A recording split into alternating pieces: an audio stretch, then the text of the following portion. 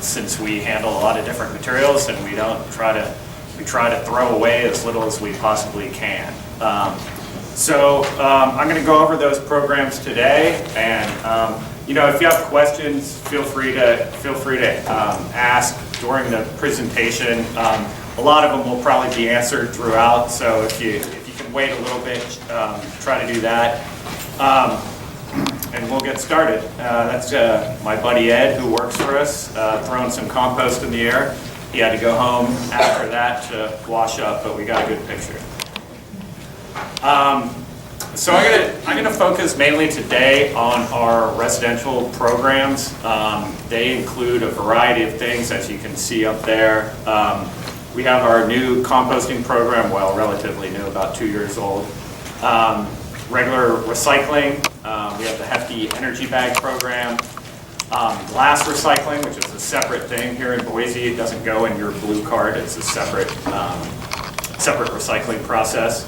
Of course, our trash service, which is important, and household hazardous waste. That's all the stuff that can't go in your trash recycling or other places that could cause pollution or trouble in the landfill. And then we also have a medication disposal program. So just to kind of start out, how all these programs got started is, back in the old days, it just was, hey, you just picked up anything people put at the curb, right? They put out their waste and you got to pick it up, right? So it's still a fundamental thing that we need to do. I'm sure you guys have traveled all over the world, maybe, or want to, but if you've been to different countries, you know when you get there if they have good solid waste service or if they don't. And it's pretty important. We still think it's good to be able to pick that up and put it in the landfill. Obviously, there's better things to do with it, and that's kind of the waste management hierarchy that you see out there at the triangle. Instead of just throwing it in the landfill, we can do a lot of different things. Separate it, reuse the material, recycle, compost, energy recovery, that's kind of the energy bag program, and other things, and then disposal. And going from the most preferred to the least preferred down in the bottom of that, in the bottom of the pyramid. In 2014, we had there was an audit done in the Ada County landfill where most of the waste from Boise goes. And they actually sat there and over the course of a year, because waste can change depending on the time of the year that it comes in, over the course of the year, they went through the trash to see what was actually in it. And the reason they do that is because if we don't know what's coming in there, then we don't know what to focus on to try to keep out of the landfill and try to develop programs to recycle it or reuse it. One of the big findings that we found was that a lot of the material was organic material, as you can see there. It was about 45% of the material from Boise that was going into the landfill, and that's by weight. So we really wanted to focus on that because it was the biggest piece of the pie and something that we thought we might be able to reuse or make into a different product. So we started the composting program. We wanted to start a composting program, and so we had to find a place to have a facility. There weren't any commercial composting facilities in the Boise area, so it wasn't like we could just collect organics and take it there, kind of like we do at the landfill, or for recycling, which I'll get into later. So we had to make the facility. We were lucky in that the city owns a farm, and that's the highlighted area there down at the bottom of the screen. It's called 20 Mile South Farm, and it's 20 miles south of town out on Cloverdale. You just keep driving on Cloverdale until it almost ends. And And you can see it there, and the small little portion with the arrow is the portion of it that is the composting facility. The other areas there that are irrigated, you can tell, those are used to grow crops. So, so it's a good spot to make a composting facility because we own the land, it's far away, there's not a lot of neighbors in case there is any odors. There's a pretty good road going out there, no surface water, the groundwater's deep. And we already, like I said, we already had a facility out there, so we own the land, so it worked out well. So when we started the composting program, and I'm not sure how many of you guys live in apartments versus houses where you have a composting cart. Can you raise your hand if you have a composting cart? Okay, so a few of you, yeah, great. The composting cart looks just like your trash cart, except it has a green lid and it tells you what you can put in there.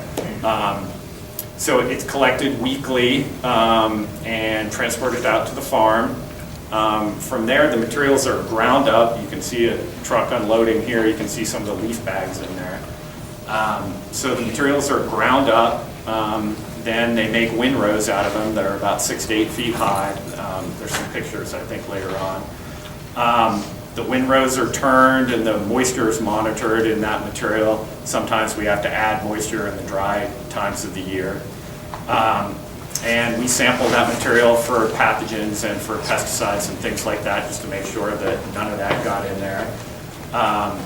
And it's finished in about 120 days it takes to turn into finished compost. And most of that compost we give back to all the residents, which I'll talk about a little bit later.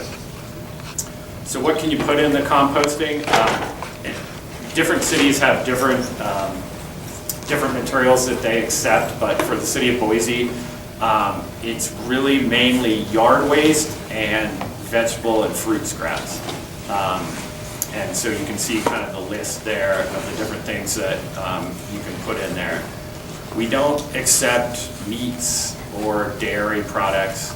Some compost facilities do, but we do not. Our permit through the Department of Environmental Quality doesn't allow that. So these are the materials that we accept, and you can't put paper bags in there too, like your leaf bags. What we can't compost, mentioned some of this already, meats, dairy, grease, no breads or grains. One of the big things that we see in the compost that we don't want people to put in there are plastic bags, but also compostable plastic bags. They make plastic bags out of like starchy materials that are compostable. The problem with those is that they take way too long to break down, so we can't accept them. And it's really a problem in a lot of compost facilities throughout the country where eventually that material would compost, but it takes so long that it messes up the whole process. And not only that, when you grind those compostable plastic bags, they turn into little pieces, and then they blow in the wind and get all over our farm, and they don't actually stay in the compost. So we ask people not to use those. Better to just use a paper bag if you need to use a bag for your compostable materials. And we don't want pet waste either. So there's a picture of our compost facility and the windrow turner out there. So that machine drives over those big windrows, which I said kind of hard to tell from there, but they're about 6 to 8 feet high. And it turns it, and you can see all the steam coming off there because it's warm. They get up to about 150 degrees. So that's the process, and you can see some of the statistics up there of how much material we've collected and kept out of the landfill since June of 2017. 70,000 tons, which is about 60 pounds per household per month. We have a good participation rate. That's for single-family households, for people who have the have that service available. About 96% participate. Republic Services, which is the company that picks up the trash in Boise, they operate the facility for us with our oversight. And just another mention of trying to keep plastics out of there. We also see a lot, I don't know why, we see a lot of tennis balls for some reason in the compost. I'm guessing it's maybe everybody has a dog and they have that when they're raking up their leaves and they get a tennis ball stuck in there. I don't really know, but it's kind of odd. I don't think people really think that tennis balls compost, but we see a lot of them, so try to keep those out. And like I mentioned, we do have 2 sites in the city, one out at Idaho Botanical Gardens and one out at the West Boise wastewater renewal facility. It's down on Joplin Road in West Boise. And those sites we have where if you have a compost card and you participate in the program, you can come get free compost up to 2 cubic yards each year, which is about a pickup truck load full. So that's really cool. Everybody likes that. They get to use it. They give us the materials. We produce the material and then we give it back to them. We also use the compost on city facilities, at our parks, and other facilities. And then whatever's left over, we sell on the wholesale market. Now I'm going to talk about recycling. Does anybody have any questions on compost? Yeah. So why can't pet waste be composted? It's the pathogens that are in there. So we don't, when you take that material and you were giving it back to residents to use on their yards, if there's too much pet waste in there, there still can be bacteria and other pathogens in there that we don't want. Yeah. Is that kind of the same case why we don't accept meat and dairy products here in Boise? The meat and dairy products there's some of that, but they can be accepted in other programs. One of the reasons some programs don't accept them is the odors. You definitely have, like, you go out to our compost facility, it really doesn't smell that bad. It really smells just like a regular farm, And so that's one of the reasons, and the other reason, like I said, is the permit that we got when we opened up the facility from DEQ didn't allow that. And so could be in the future we might decide to do that. And the other problem is the odor in your cart, you know what I mean? So you have all these carts out there and then people have them in their garages. And if you're putting meats and cheeses and stuff like that out there, could potentially smell pretty bad. Yeah. Is there any place that people can drop off compost if they don't have a cart, like if they live in an apartment building or something? No, unfortunately there isn't, because our facility isn't open to the public. Sometimes we'll give tours and stuff like that, but it's not a public facility where you can just drop stuff off. So unfortunately, no. In our long-term planning, we'll certainly be looking at having composting available for commercial properties too, but that's long-term. Yeah. Do you think Boise's compost facility will ever will accept those like the compostable cutlery or I guess the plastic bag or all that kind of stuff? Sure, good question. It's not just the plastic bags like you said. There's a lot of compostable food serviceware to-go-ware out there, like whether it's cups or cutlery or things like that. And really those materials, I doubt that we will accept them. We did some tests with some of the compostable cups, and after our 120-day period where our compost is ready, even after they were ground up, you could still just see the pieces there. They barely composted at all. Whether those you can put those in the landfill, and then at least they eventually, years and years later, compost, as opposed to a regular plastic cup, which would still be there and not compost at all, so it's a little bit better, but we're most likely not going to accept them in our program unless our process changes to a much longer one. I think, can other facilities like break them down enough? Or, I'm just wondering that, because I feel bad if I've been like. Sure, no, I gotcha. Yeah, you know, I think that there's definitely, you know, there's a lot of interest in being able to have those type of materials like to-go cups and plates and stuff like that, and having an outlet for them. And so it's certainly possible. The technology is always changing, that like maybe there's a separate process for those and they all get ground up and you can have a separate process. We don't have that availability right now, but I mean, everything keeps moving forward, so I wouldn't be surprised 5-10 years from now if there is something available for them, you know. Yeah. You might have noticed this, but is this just residential, or do you guys also accept like some of the local businesses? Right now it's just residential. Okay, where does that go, the businesses? The business waste? Yeah, like, like say a grocery store might be composting.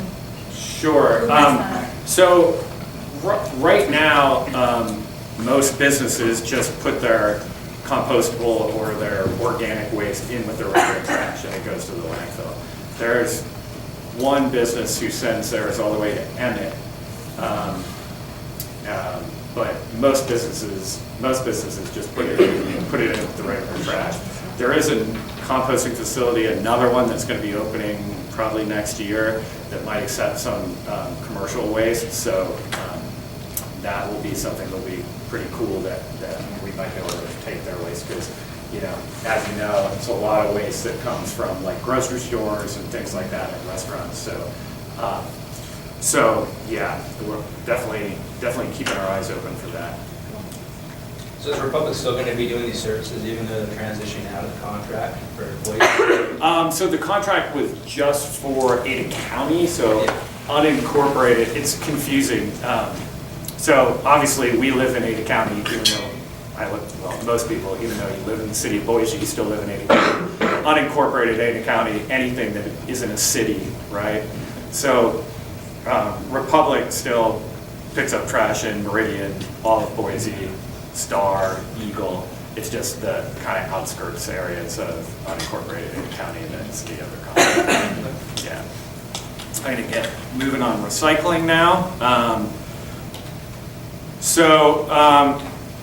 People always ask, okay, how does recycling work in Boise? Where does it go? So basically, it goes to a place called Western Recycling. It's a private company. It's on Cole Road, right across from Costco, there on Cole. We collect the material at your home or business. It's taken to Western Recycling and by Republic or Hardin Sanitation. They dump it out inside in a big kind of warehouse looking thing on the tipping floor.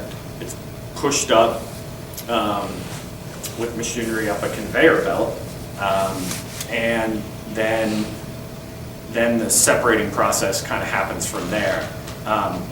We'll talk about energy bags here in a minute, but those are removed first, and then they try to remove all the contamination because people are not perfect, so they don't get it right all the time, and they put things in there that don't belong. So they try to remove that, and the first step is, like I said, there's kind of a line, and there's a bunch of guys standing up there, probably 10, 12 people, and so it's hand removed to begin with to try to remove the contamination. And then they have different sorting machinery, magnets and things like that to take the metals, blowers to try to blow the paper in a different direction, and they separate papers from the metal, from the plastics. And then they bale it up and it's shipped wherever there's a market. One of the things that is important, obviously important in composting and recycling, is getting the right materials in there, because as you've probably heard in the press and everything, if we don't have good quality materials, then there's no market for the materials, nobody wants to buy them. So we really try to get the cleanest materials possible. The best way to start with that is for everybody here to only put the right materials in. We have a saying that says, when in doubt, throw it out. You've probably heard it before, but it's like, if you don't know if something's recyclable, don't put it in the recycling bin. Just throw it out, because we don't want contamination in there. It destroys all the other materials. So, you know, the best thing is to be educated and to know what goes in there. But there's a lot of new materials that are always coming out. You can't know every single thing. If you don't know, throw it out. Only put the things in there that you're like, oh yeah, I'm sure that goes into recycling. And these are the things. So with plastics, right now, the plastic markets are pretty poor.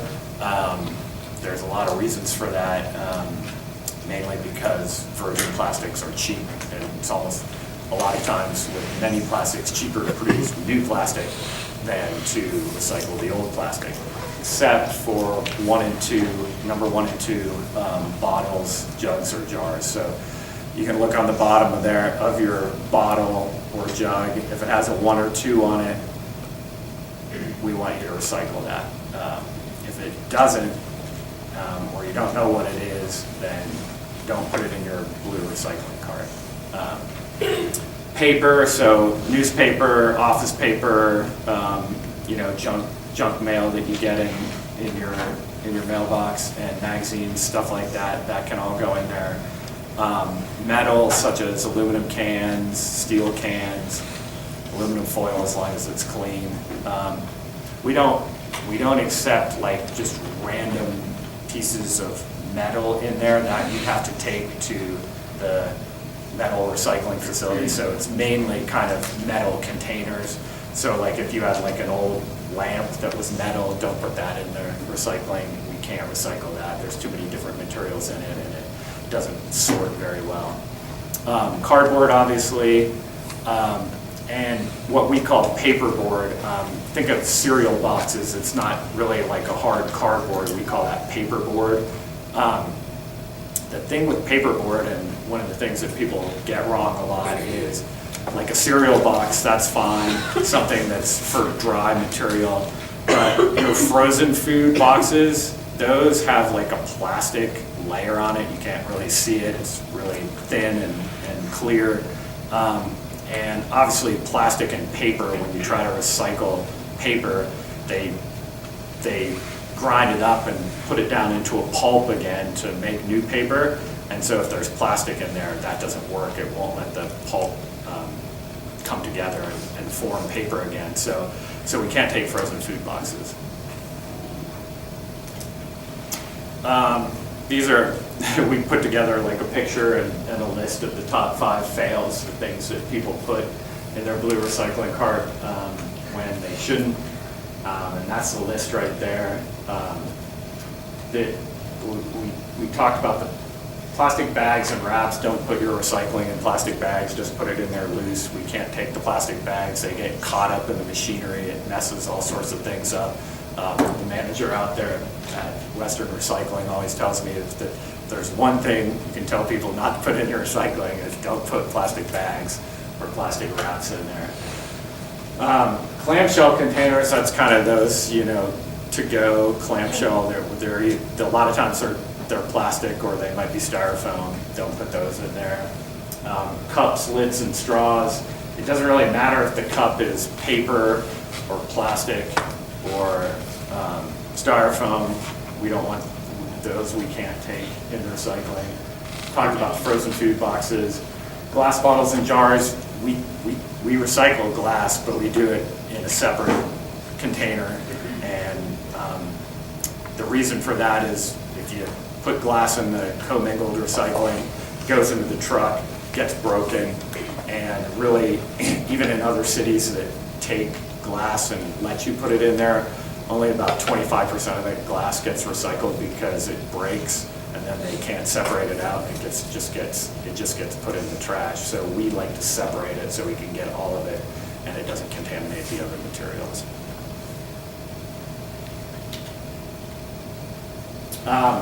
So some of the plastics that we were talking about that can't go in the blue recycling cart loose can go in a hefty energy bag. And that bag is, once you tie it up and put those things in there, you put it in your recycling cart, and like I mentioned before, it's separated out from all those materials right at the beginning of the process.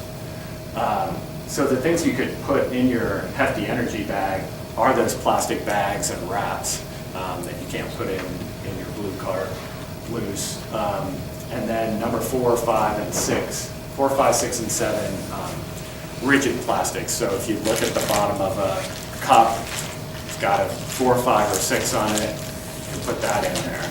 Other kind of rigid plastic containers that you might get at the grocery store, maybe a yogurt cup or something like that. Look at it, it's got one of those numbers on there. Just rinse it out, put it in the energy bag, and then we can accept that material. Some of the things that people put in energy bags that aren't accepted, number 1, plastics doesn't work in the process that we use down in Salt Lake. And number 3, plastics, that's PVC. It's got chloride in it. It can create pollution issues, so we don't accept that. Paper, cardboard, and metal. The energy bags are only for plastics, so don't put paper or metal or anything like that in there.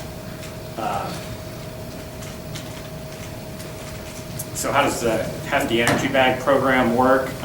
That's an actual bale of one of the energy bags after it's been separated out. So if you have residential recycling, you can put it into your blue cart. We gave people energy bags to start out with, a whole roll, and then this year we gave them a coupon where they could get free ones at the store. So we sent those to all the residential customers. So once you get your bags, and they sell them at the stores too. So once you get your bag, you put the correct materials in there that we just talked about, and you just tie it up tightly and throw it into your blue recycling cart. Western will sort those out, and then they bale them into these big bales, and then those bales are converted into a diesel fuel in a pyrolysis process down in Salt Lake City. You may have seen stuff in the news and stuff where they're asking, oh, okay, is it all going down there? Right now they are fixing their facility. It's called a place called Renewology in Salt Lake City, and they had to do some work to their facility for processing this material, and so we are on hold of shipping it down there, and they're shipping to some other facilities, but we will be sending stuff back there probably in the first quarter of next year.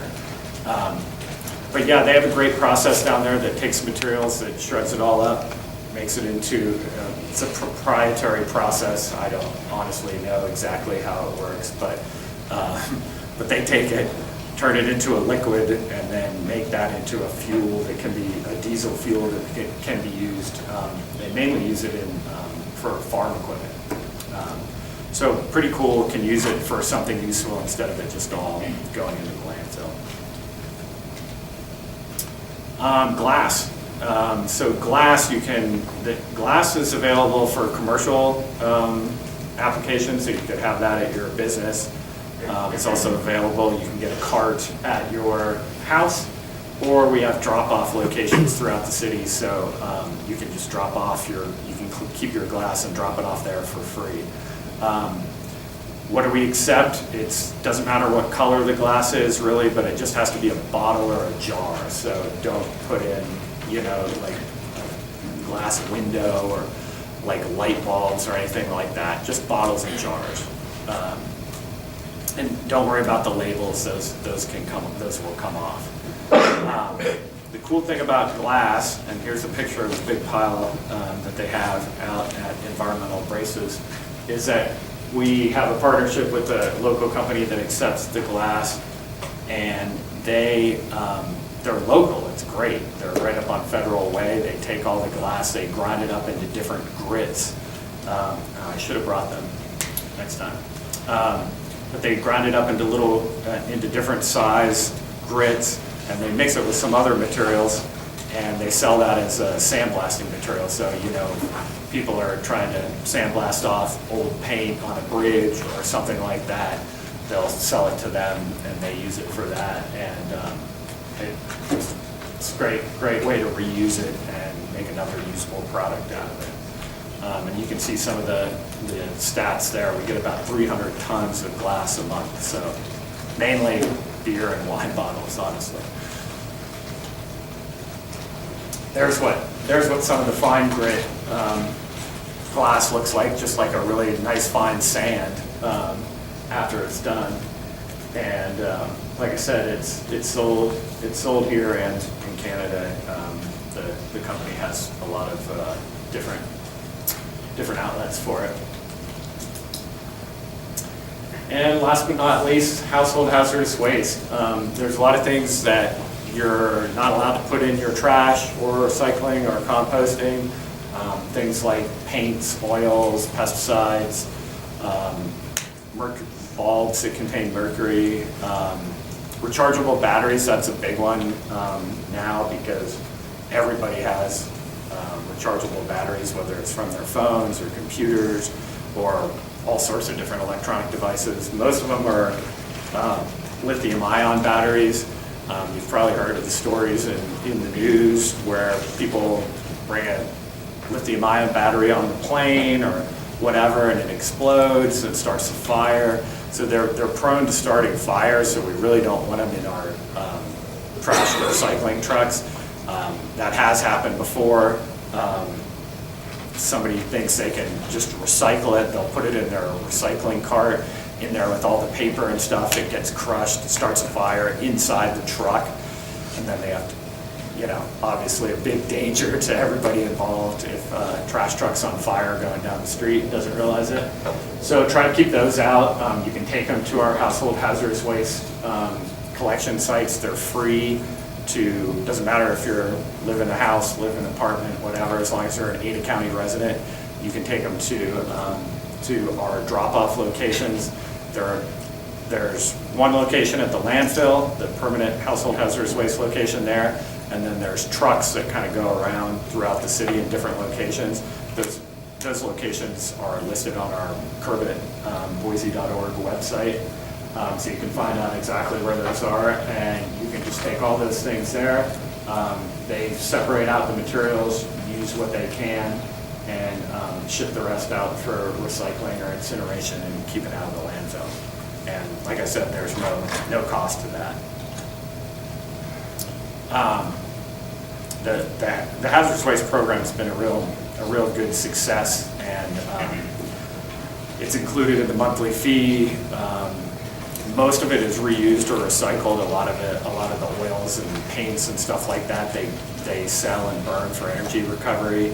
And the challenge is the lithium-ion batteries, like I mentioned. I guess this is last but not least is the trash. Trash it's not as fun. It's not as fun as recycling and all those things that people want to learn about and do, but it's still pretty important. We like to keep the city clean. We like to keep litter down, so it's all hauled to the Ada County landfill, which is up on Siemens Gulch Road. It's off Hill Road. I don't know. How many people have been to the landfill? Quite a few. Not the most fun place to go or anything, but I don't know. I recommend going to the landfill sometime because it makes you think about what happens to all the stuff that you throw out.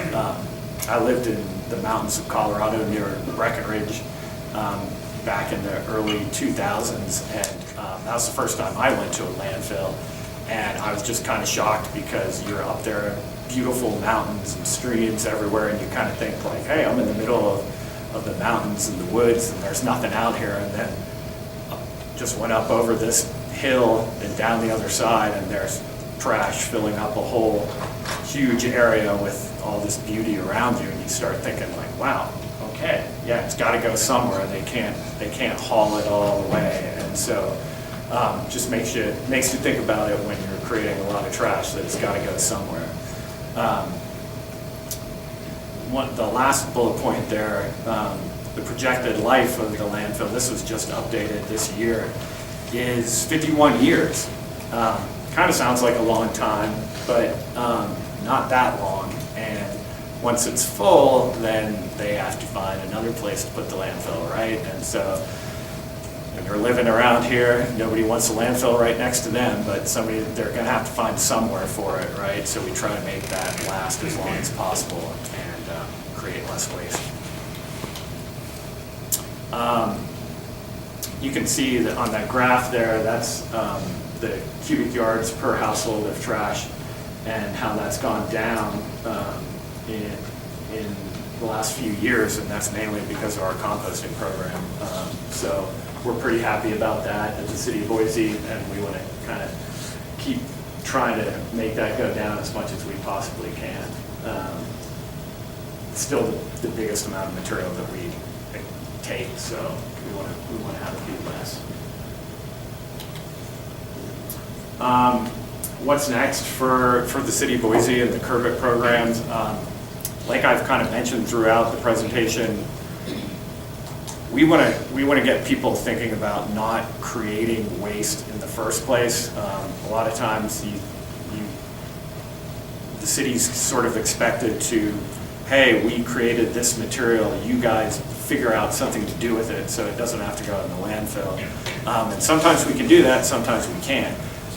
So we're going to start a program that really starts having people think about how they can not create waste in the first place and give them different ways to do that and try to help people out there. It's a little bit different than the programs that we have, so we're still working on how that's exactly going to work.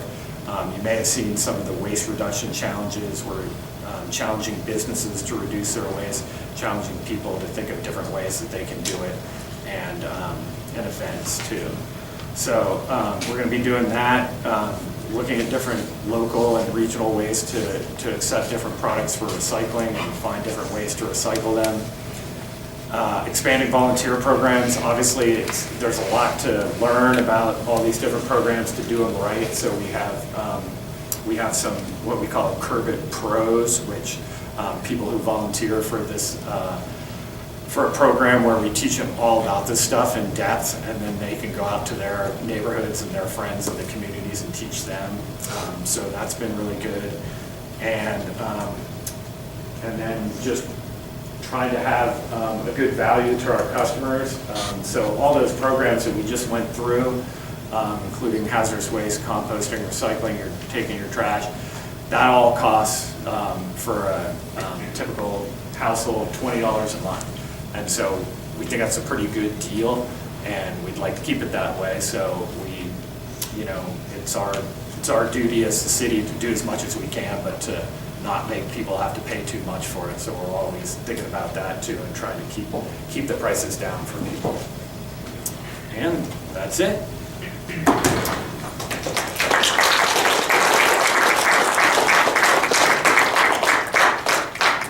Any more questions on recycling or anything? Yeah. This one's kind of complicated, but I'm just wondering, referencing all of these different types of recycling, how much extra energy is taken to compost something or to recycle that material? Is it worth it in a sense? Or I guess that's kind of what I'm wondering. Yeah, no, that's a great question, really, and it's something that we always try to look at. It's really difficult to know an exact answer to that question. We look at the research and say oh yeah, to recycle a plastic bottle, it saves energy because to extract the oil to make that plastic bottle in the first place, there's a lot involved in that, right? All the extraction and all the pollution that happens from getting that oil out of the ground. And so there's some materials where you can kind of look at it and say, oh yeah, that's an easy answer, right? It definitely saves energy, saves money. And there's other ones where it's harder to figure it out, right? Where you're okay, composting, it's local, right? And so that, when we looked at that, it's like, oh yeah, that definitely saves us energy, it saves us money for not having to pay to dispose of it at the landfill, and we get a usable product out of it. But, you know, every material's different, right? And they're constantly coming out with different packaging for different materials and different kinds of plastics, different materials that are like part plastic and then part metal, or part paper and part plastic. Those are the worst because we can't recycle them because you can't separate them. So it's a great question, and it's really kind of the crux of how we have to look at things moving forward, is really trying to research them. It's tough, like I said, because we give our material to Western Recycling there. It's a private company, right? What happens to that material after that, the city doesn't really have any say over. It's whoever buys it, right? So a lot of their paper is sent domestically, which is good, right? There's a plant up in Longview, Washington, I think, that takes a lot of their paper, right? So you have to look at like, oh, okay, well that's shipped there, but it's not shipped to China like a lot of it used to be, right? So I think having domestic and regional markets for the materials is really what's going to help make it so that recycling is worth it, as you said.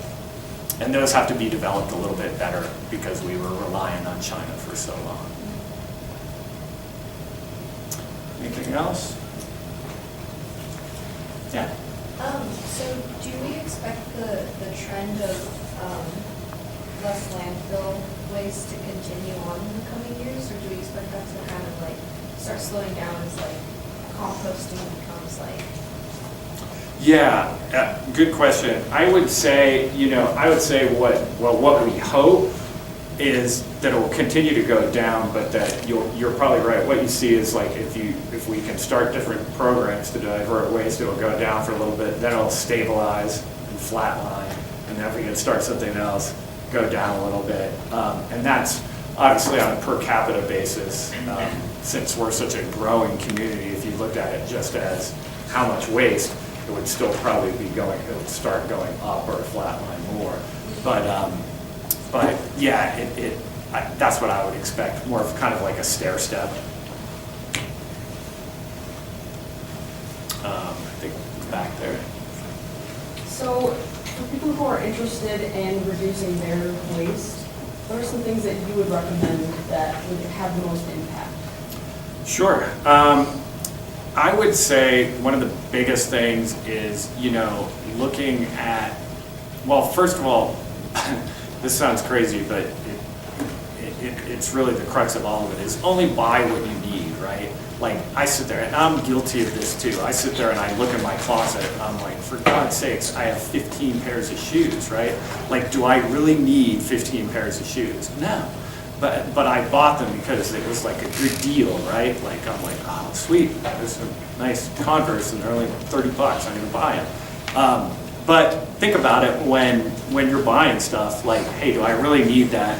Or can I wait until my other things are worn out and then buy new ones then instead of having so many? So that'd be the first thing. And then I'd say when you're buying stuff, we're looking at grocery stores right now because it's kind of one of those things where everybody goes to the grocery store, so you can kind of relate to it. And when you're buying stuff at the grocery store, look at the packaging and say, okay, is this like totally unnecessary packaging and I can't recycle it? And then think about like, hey, is there another product that I can buy or another way I can buy that? Can I buy it in bulk? It's hard to influence big corporations, right? But if people even go to the store manager or whatever and say, hey, why don't you have a different alternative for this? Like salads are a good example. Like you buy those big tubs of plastic tubs of salad mix, and then you can't recycle that, right? That's a clamshell type container. We don't recycle it. I'm sure a lot of people try to, but we can't. And so it's like, God, like, isn't there a better way we can get that, right? And just kind of start thinking about those things And, you know, if you purchase things that have less waste, then that product gets more popular, and the other way of doing it kind of falls by the wayside. Just using reusable things as much as you can, you know, using reusable cups to bring them to the coffee shop.